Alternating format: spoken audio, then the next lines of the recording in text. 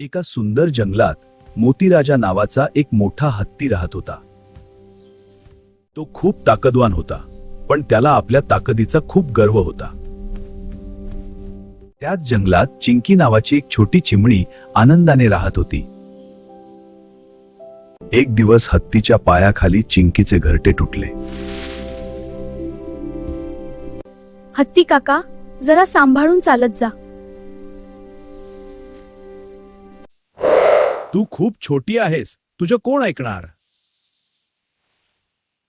चिंकीने आपल्या मित्रांना मदतीसाठी बोलावले. सगळ्यांनी मिळून मोतीराजाला त्याची चूक जाणवून दिली. मोठेपणा ताकदीत नसतो, तर दयेत असतो.